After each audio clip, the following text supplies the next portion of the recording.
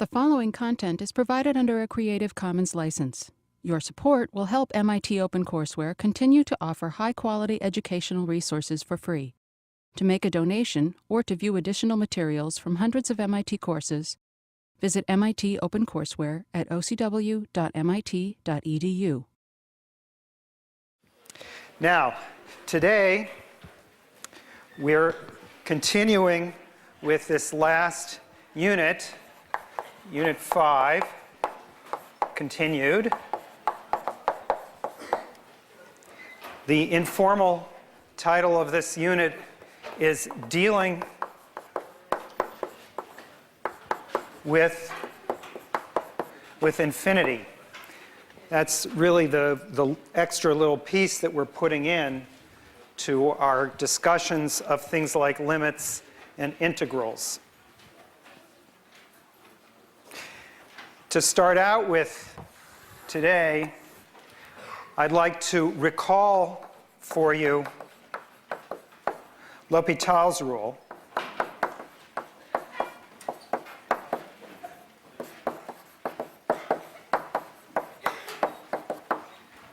And in keeping with the spirit here, we're just going to do the infinity divided by infinity case.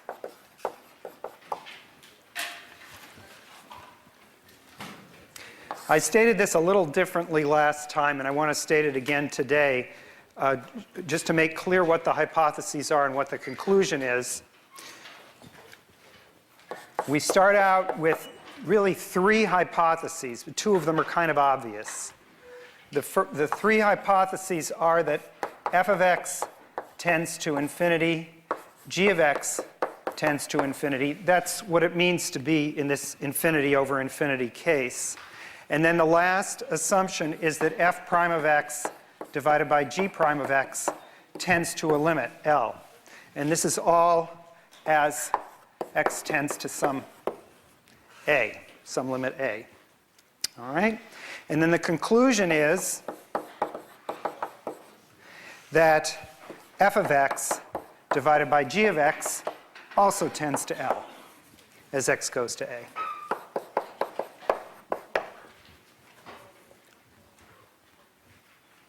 All right? Now, so that's the way it is. So it's three limits, but presumably these are obvious, and this one is exactly what we were going to check anyway. Gives us this one limit. All right? So that's the statement. And then the other little interesting point here, which is consistent with this idea of dealing with infinity, is that a equals plus or minus infinity and L equals plus or minus infinity are okay. That is, the numbers capital L, the limit capital L, and the number a can also be infinite. Now, in recitation yesterday, you should have discussed something about rates of growth, which follow from what I said in lecture last time, and also maybe from some more detailed discussions that you had in recitation.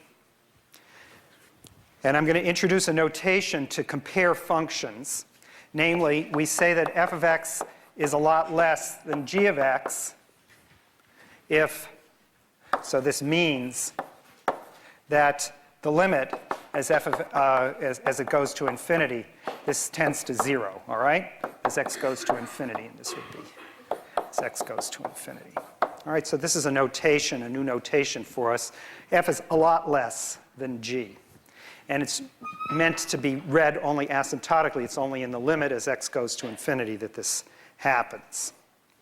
And implicitly here, I'm always assuming that these are positive quantities. Right? F and g are positive. What you saw in recitation was that you can make a systematic comparison of all the standard functions that we know about. For example, the log function goes to infinity, but a lot more slowly than x to a power, a lot more slowly than e to the x, a lot more slowly than, say, e to the x squared. All right, so this one is slow. This one is moderate. And this one is fast. And this one is very fast. going to infinity, right, tends to infinity, and this is, of course, as x goes to infinity. All of them go to infinity, but at quite different rates. And analogous to this, and today we're going to be doing this, needing to do this quite a bit, is rates of decay, which are more or less the opposite of rates of growth.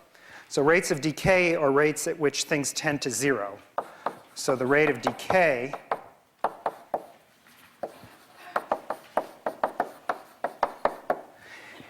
and for that I'm just going to take reciprocals of these numbers. So 1 over log x tends to 0, but rather slowly. It's much bigger than 1 over x to the power p.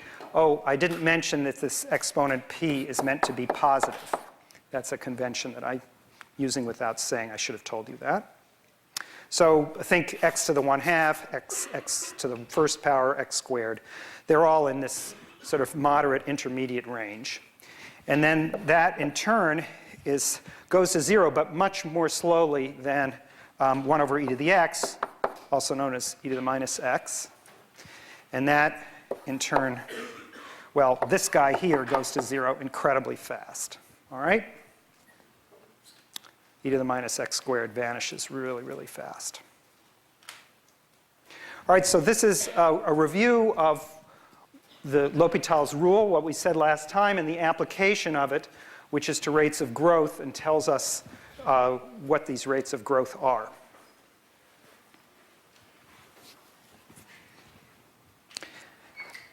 Today, I want to talk about improper integrals.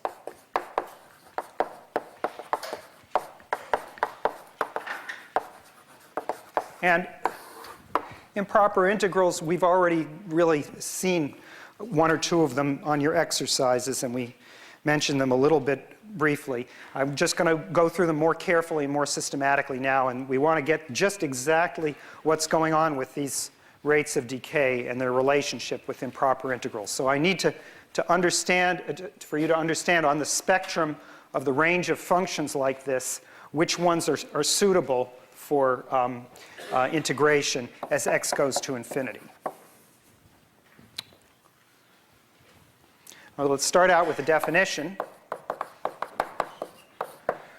The integral from a to infinity of f of x dx is by definition the limit as n goes to infinity of the ordinary definite integral up to some fixed finite level. And that's the definition. And there's a word that we use here, which is that we say the integral, so this is terminology for it, converges if the limit exists and diverges if not. Well, these are the key words for today. So here's the issue that we're going to be addressing, which is whether the limit exists or not. In other words, whether the integral converges or diverges. These notions have a geometric analog, which you should always be thinking of at the same time in the back of your head. I'll draw a picture of the function. Here it's starting out at a, and maybe it's going down like this, and it's interpreting it geometrically. This would only work if f is positive. Then the convergent case is the case where the area is finite. So the total area is finite under this curve. And the other case is the total area is infinite.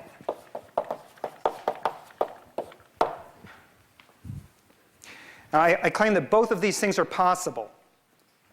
Although this thing goes on forever, right? If you stop it at one stage n, then of course it's a finite number. But as you go further and further and further, there's more and more and more area. And there are two possibilities. Either as you go all the way out here to infinity, the total that you get adds up to a finite total, or else maybe there's infinitely much. For instance, if it's a straight line going across, there's clearly infinitely much area underneath.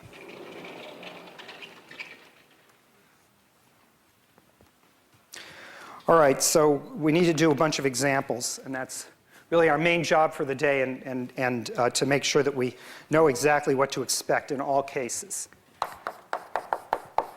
The first example is the integral from 0 to infinity of e to the minus kx dx, where k is going to be some positive number, some positive constant. This is like the most fundamental, by far, of the definite integrals. Now, in order to improper integrals. Now, in order to handle this, the thing that I need to do is to check the integral from 0 up to n, e to the minus kx dx. And since this is an easy integral to evaluate, we're going to do it. It's minus 1 over k e to the minus kx, that's the antiderivative, evaluated at 0 and n. And that, if I plug in these values, is minus 1 over k e to the minus k capital N minus, and if I evaluate it at 0, I get a minus 1 over k times e to the 0. All right? So there's the answer. And now we have to think about what happens as n goes to infinity. So as n goes to infinity, what's happening is the second term here stays unchanged, but the first term is e to some negative power, and the exponent is getting larger and larger. That's because k is positive here. You've definitely got to pay attention, even though I'm doing this with general variables here, you've got to pay attention to signs of things, because otherwise you'll always get the wrong answer. So you have to pay very close attention here. So this is, if you like, e to the minus infinity in the limit, which is 0. And so in the limit, this thing tends to 0, and this thing is just equal to 1 over k. And so all told, the answer is 1 over k. And that's it.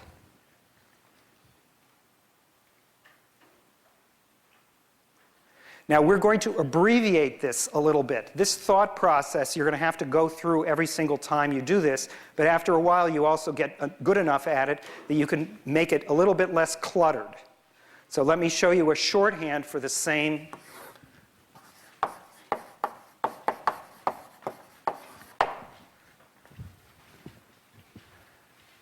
for this same calculation. Namely, I write 0 to infinity e to the minus kx dx, and that's equal to minus 1 over k e to the minus kx 0 to infinity. Right? Aha. That was cute. Not small enough, however. Okay, well, all right, so here we are. We have the same calculations we had before, but now we're thinking really in our minds that this infinity is some very, very enormous number. And we're going to plug it in. And you can either do this in your head or not. You say minus 1 over k e to the minus infinity. Here's where I've used the fact that k is positive, because e to the minus k times a large number is minus infinity. And then here, plus 1 over k, right? Minus a minus 1 over k. Let me write it the same way I did before. All right? And that's just equal to 0 plus 1 over k, which is what we wanted. All right, so this is the same calculation, just slightly abbreviated. Yeah, question? The integral where this limit exists, does that also include the fact that the limit is also infinity? Good question. Right. The question is, what about the case when the limit is infinity? I'm distinguishing between something existing and its limit being infinity here. Whenever I make a discussion of limits, I say a finite limit, or in this case, it works for infinite limits. So in other words, when I say exists, I mean exists and is finite. All right? So here, when I say that it converges and I say the limit exists, what I mean is that it's a finite number. And so that's indeed what I said here, the total area is finite. And similarly over here. I might add, however, that there is another part of this subject which I'm skipping entirely, which is a little bit subtle, which is the following. If f changes sign, there can be some cancellation and oscillation. And then sometimes the limit exists, but the total area, if you counted it all positively, is actually still infinite. And we're going to avoid that case. We're just going to treat these positive cases. So don't worry about that for now. That's the next layer of complexity, which we're not addressing in this class. Another question. I was just wondering, would you be okay with us plugging in infinity on tests and stuff? The question is, would this be okay on tests? The answer is absolutely yes. I want to encourage you to do this if you can think about it correctly. The subtle point is just you have to plug in infinity correctly. Namely, you have to realize that this only works if k is positive. This is the step where you're plugging in infinity. And I'm letting you put this infinity up here as an endpoint value. So in fact, that's exactly the theme, right? The theme is dealing with infinity here. And I want you to be able to deal with it. That's my goal. Yes?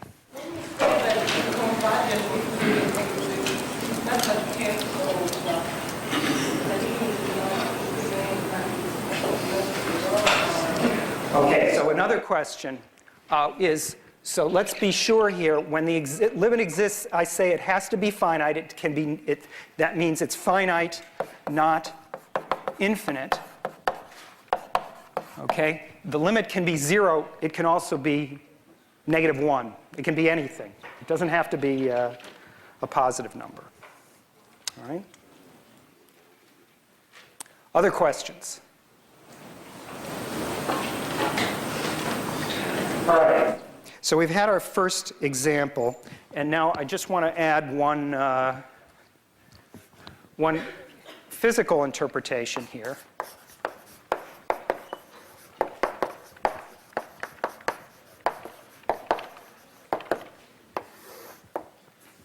This is of example 1, if you like. And this is something that was on your problem set, remember, that we talked about the probability, or the number, if you like, the number of particles on average that decay in some radioactive substance.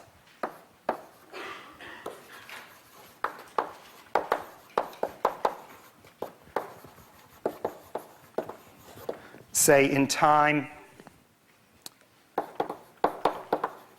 between 0 and some capital T. All right? And then that would be this integral, 0 to capital T, some total quantity times this integral here. This is the typical kind of radioactive decay number that one gets. Now, in the limit, so this is some number of particles. If the substance is radioactive, then in the limit, we have this,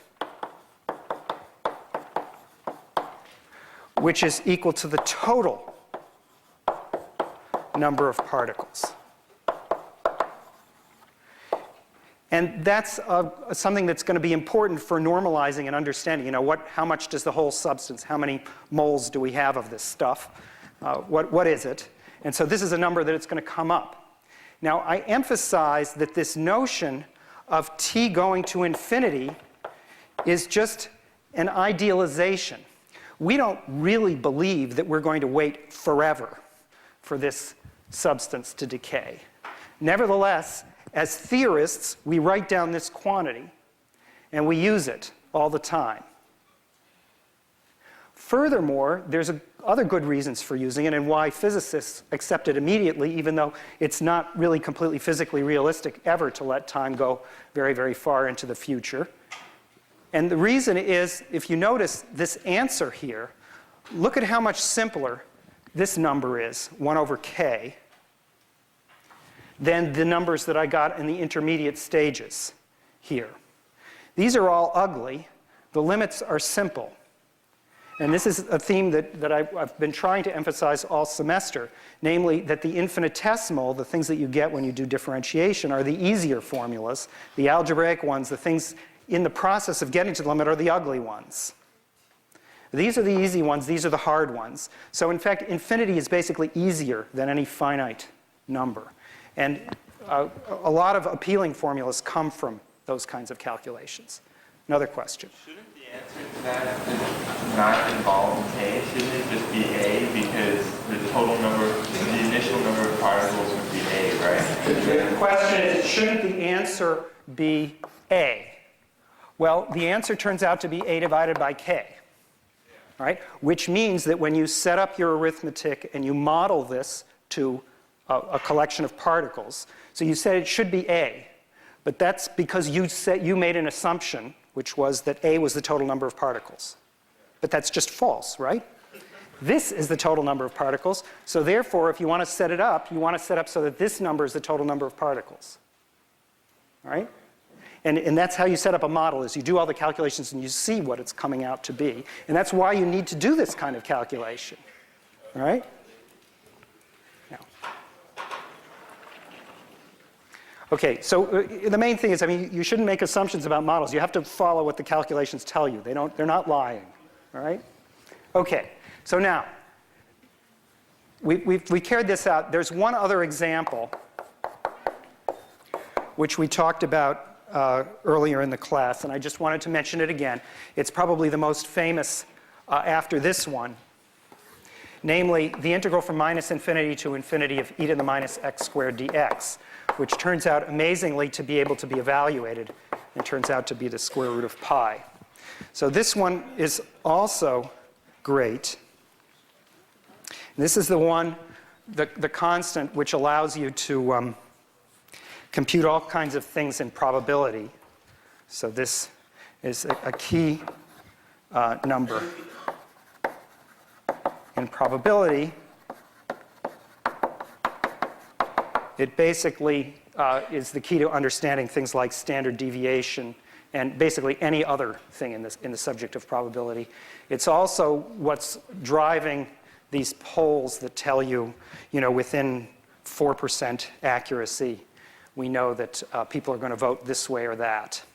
So in order to interpret all of those kinds of things, you need to know this number. And this number was only calculated numerically starting in the 1700s or so by people who, well, actually by one guy whose name was de Moivre, who was selling his services to various royalty who were running lotteries. In those days, they ran lotteries too. And so he was able to tell them what the chances were of the various games. And he worked out this number. He realized that this was the pattern. Although he didn't know that it was the square root of pi, he knew it to sufficient accuracy that he could tell them the correct answer to how much money their lotteries would make. And of course, we do this nowadays too, in all kinds of ways, including slightly more legit businesses like insurance. Okay, so, all right, so now I'm going to give you some more examples, and the other examples are much more close to the edge between infinite and finite, this distinction between convergence and divergence. And let me just, maybe I'll say one more word about why we care about this very gross issue of whether something is finite or infinite. When you're talking about something like this normal curve here, there's an issue of how far out you have to go before you can ignore the rest. So we're going to ignore what's called the tail here. Somehow you want to know that this is negligible. You want to know how negligible it is. And this is the job of a mathematician, is to know what finite region you have to consider and which one you're going to carefully calculate numerically. And then the rest you're going to have to take care of by some theoretical reasoning. You're going to have to know that these tails are small enough that they don't matter in your finite calculation. And so we care very much about the tails because they're the only thing that the machine won't tell us. So that's the part that we have to know. And these tails are also something which are discussed all the time in financial mathematics. They're very worried about fat tails, that is, unlikely events that nevertheless happen sometimes. And they get burned fairly regularly with them, as they have recently with the mortgage scandal. So, you know, these things are pretty serious, and they really are spending a lot of time on them. Of course, there are lots of other practical issues besides just the mathematics, but you've got to get the math right, too. All right, so we're going to now talk about some borderline cases for these fat tails. Just how fat do they have to be before they become infinite and overwhelm the central bump? So we'll save this for just a second. And what I'm saving up here is the borderline case, which I'm going to concentrate on, which is this moderate rate, which is x to powers. Here's our next example. I guess we'll call this example 3. It's the integral from 1 to infinity dx over x. That's the power p equals 1. And this turns out to be a borderline case. So it's worth carrying out carefully. Now again, I'm going to do it by the slower method rather than the shorthand method, but ultimately you can do it by the short method if you'd like. I break it up into an integral that goes up to some large number n. I see that it's the logarithm function is the antiderivative. And so what I get is log n minus log 1, which is just 0. So this is just log n. In any case, it tends to infinity as n goes to infinity. So the conclusion is, since the limit is infinite, that this thing diverges.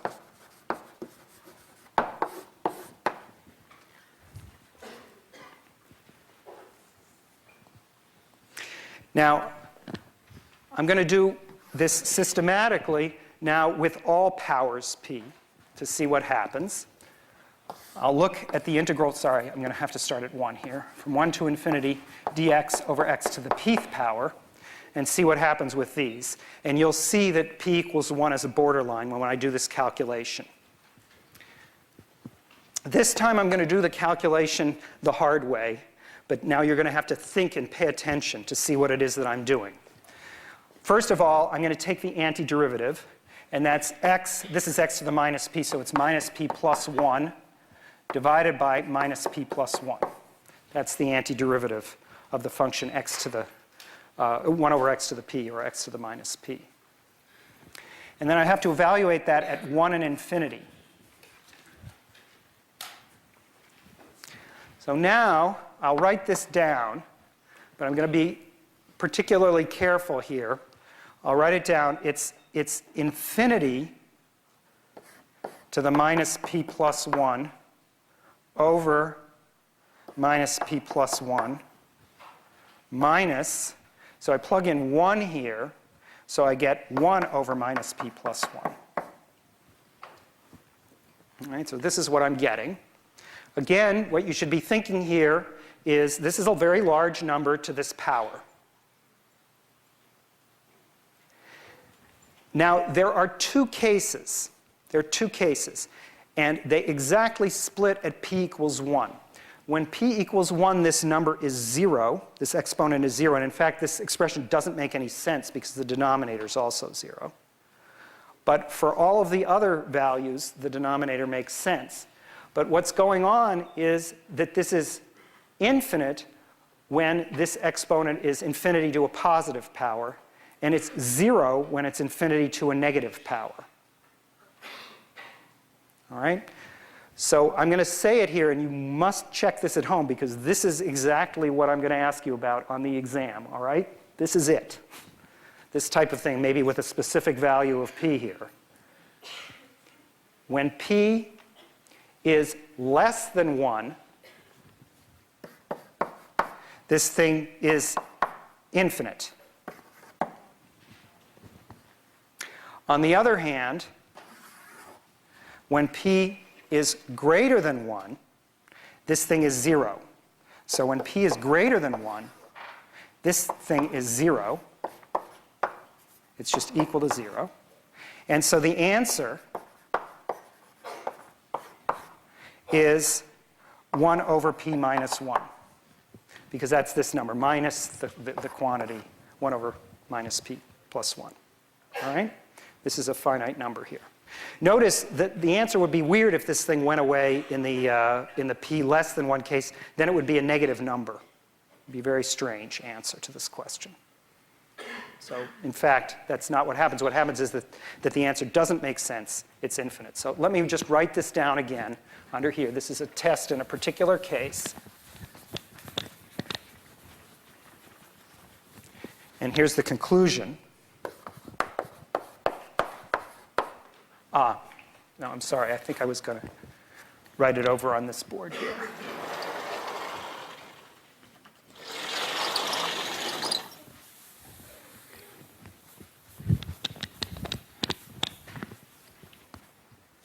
So the conclusion is that the integral from 1 to infinity dx over x to the p diverges if p is less than or equal to 1 and converges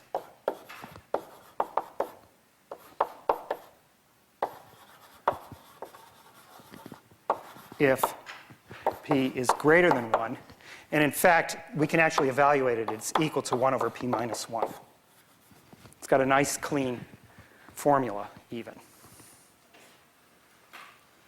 All right, now let me remind you, so I didn't spell the word diverges right, did I? Oh, no, that's an R. I guess that's right.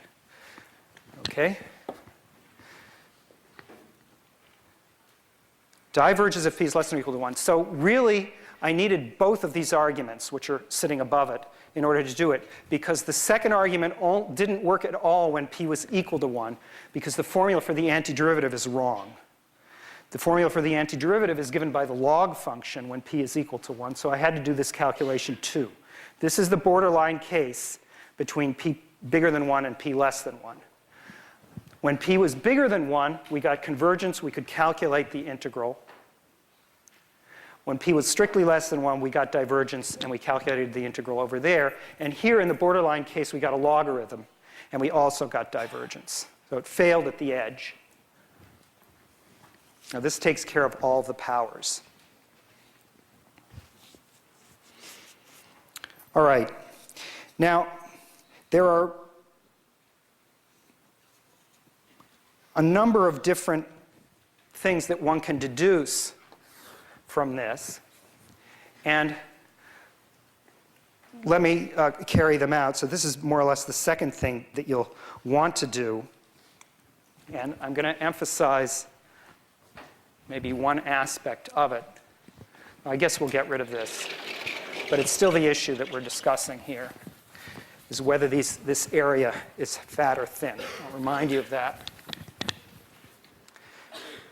So here's the next idea, something called limit comparison. Limit comparison is what you're going to use when, instead of being able actually to calculate the number, you don't yet know what the number is, but you can make a comparison to something whose convergence properties you already understand. Well, here's the statement. If a function f is similar to a function, asymptotically the same as a function g, as x goes to infinity, I'll remind you what that means in a second, then the integral, starting at some point out to infinity of f of x dx, and the other one,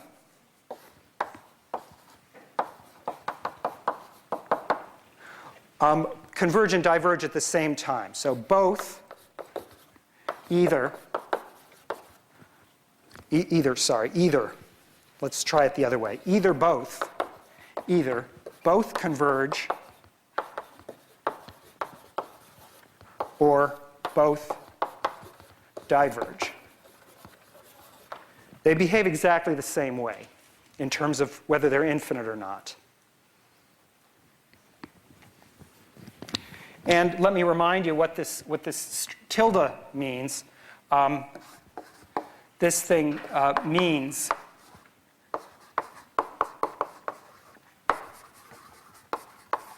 that f of x divided by g of x tends to 1.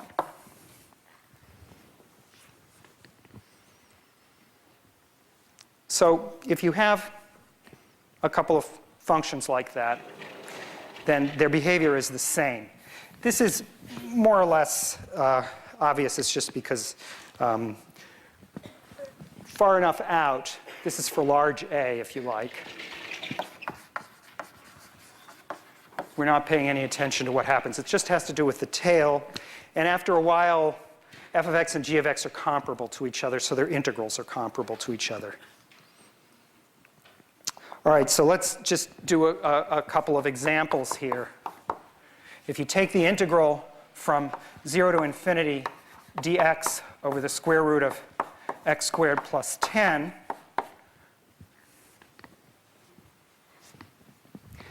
then I claim that the square root of x squared plus 10 resembles the square root of x squared, which is just x. So this thing is going to be like, so now I'm going to have to do one thing to you here, which is I'm going to change this to 1 to infinity, dx over x.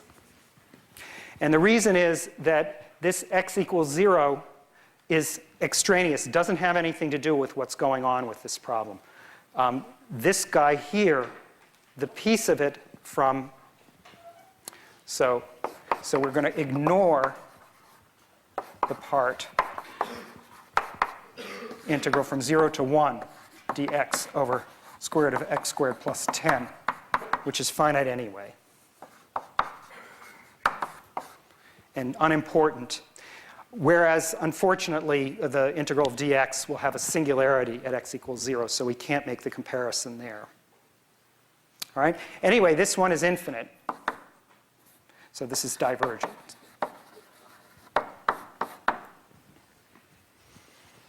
All right, using what I knew from before. All right? Yeah.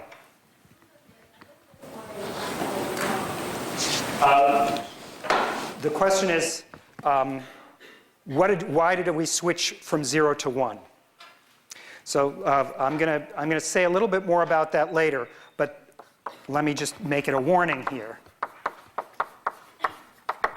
which is that this guy here is infinite for other reasons, unrelated reasons. The comparison that we are trying to make is with the tail as x goes to infinity. So another way of saying this is that I should stick an a here and an a here and stay away from 0. So say a equals 1. If I make these both 1, that would be okay. If I make them both 2, that would be okay. If I make them both 100, that would be okay. So let's leave it as 100 right now, and it's acceptable. I want you to stay away from the origin here because that's another bad point. And just talk about what's happening with the tail. All right? So this is a tail, and I also had a different name for it up top, which is emphasizing this, which is limit comparison. It's only what's happening at the very end of the picture that we're interested in. So again, this is as x goes to infinity. That's the limit we're talking about, the limiting behavior. And we try not to pay attention to what's happening for small values of x.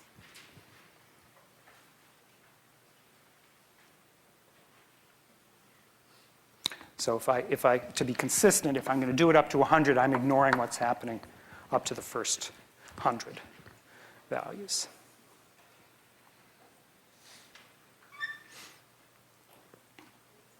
All right, in any case, this guy diverged. And let me give you another example. This one you could have computed.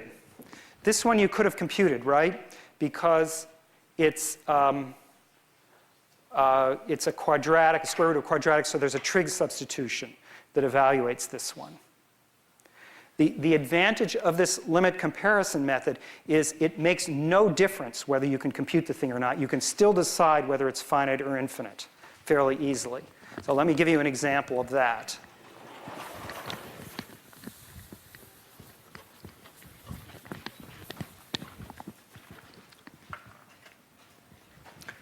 So here we have another example.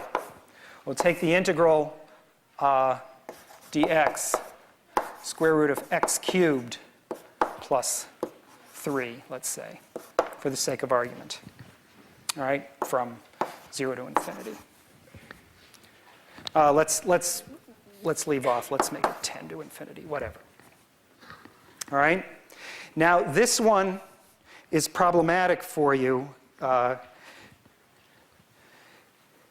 You're not going to be able to evaluate it, I promise. So on the other hand, 1 over the square root of x cubed plus 3 is similar to 1 over the square root of x cubed, which is 1 over x to the 3/2.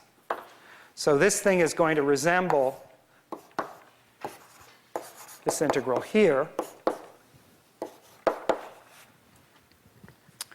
which is convergent, according to our rule.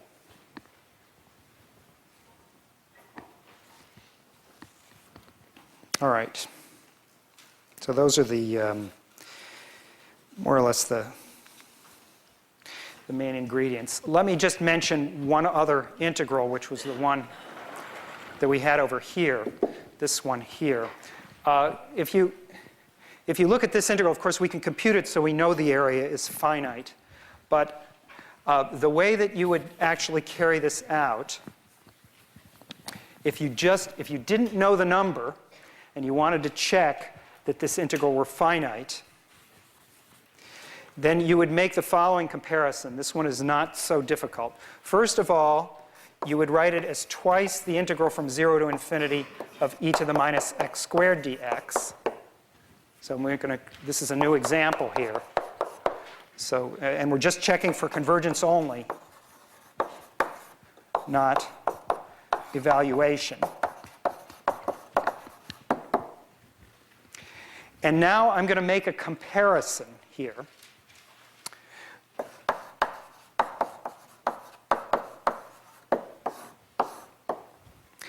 Rather than a limit comparison, I'm actually just going to make an ordinary comparison. That's because this thing vanishes so fast, it's so favorable, that we can only put something on top of it. We can't get something underneath it that exactly balances with it. In other words, this wiggle was something which had the same growth rate as the function involved. This thing just vanishes incredibly fast. It's great. It's too good for us for this comparison. So instead, what I'm going to make is the following comparison. E to the minus x squared is less than or equal to e to the minus x, at least for x bigger than or equal to 1, right? When x is bigger than or equal to 1, then x squared is bigger than or equal to x, and so minus x squared is less than minus x. And so e to the minus x squared is less than this. So this is the reasoning involved. And so what we have here is two pieces. We have the integral from 0 to 1 of e to the minus x squared. That's just a finite part. And then we have this other part, which I'm going to replace with the e to the minus x here. 2 times 1 to infinity e to the minus x dx. All right? So this is, if you like, this is ordinary comparison of integrals. It's something that we did way at the beginning of the class, or much earlier on when we were dealing with integrals, which is that if you have a larger integrand, then the integral gets larger. So we've replaced the integral. We've got the same integrand on 0 to 1, and then we have a larger integrand on, so this one is larger integrand over here. And this one we know is finite. All right, this one is a convergent integral. So the whole business is convergent. So this is, but of course we replaced it by a much larger thing, so we're not getting the right number out of this. We're just showing that it converges.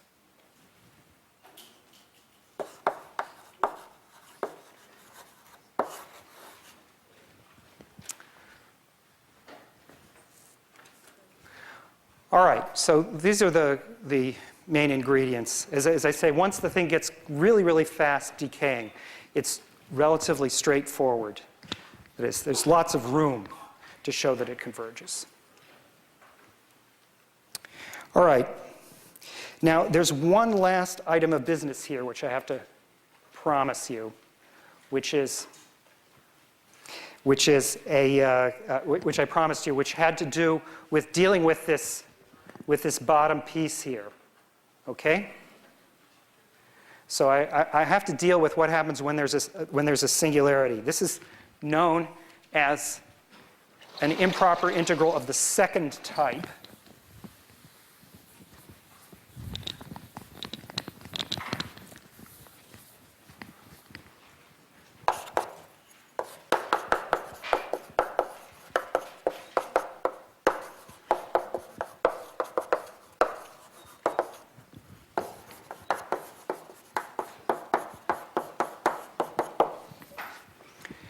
And the idea of these examples is the following.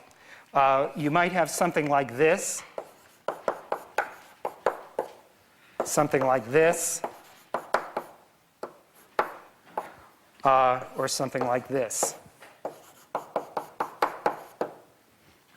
right, these are typical sorts of examples.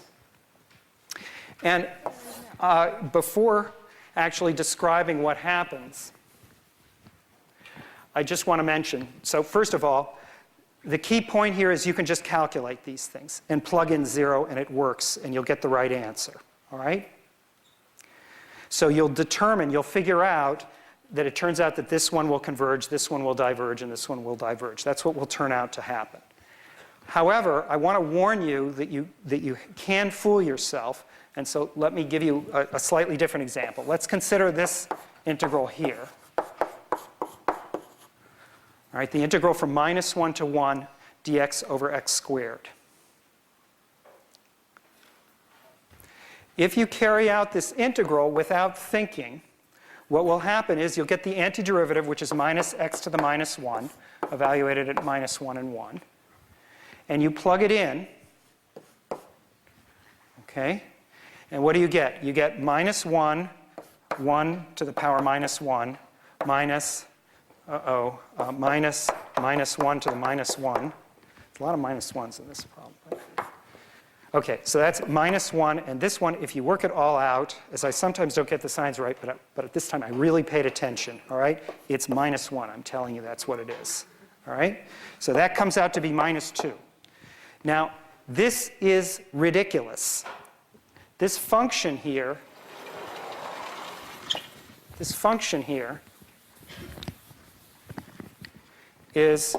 looks like this, okay? It's positive, right? 1 over x squared is positive. How exactly is it that the area between -1 and 1 came out to be a negative number? All right? That can't be. There was clearly something wrong with this, and this is the kind of thing that you'll get regularly if you don't pay attention to convergence of integrals. So what's going on here is actually that this area in here is infinite. And this calculation that I made is nonsense. All right, so it doesn't work. This is wrong because it's divergent. Actually, when you get to imaginary numbers, it'll turn out that there's a way of rescuing it, but still it means something totally different when that integral is thought to be -2. So what I want you to do here, so I think we'll have to finish this up very briefly. Next time, we'll do these 3 calculations, and you'll see that these 2 guys are divergent, and this one converges. And we'll do that next time.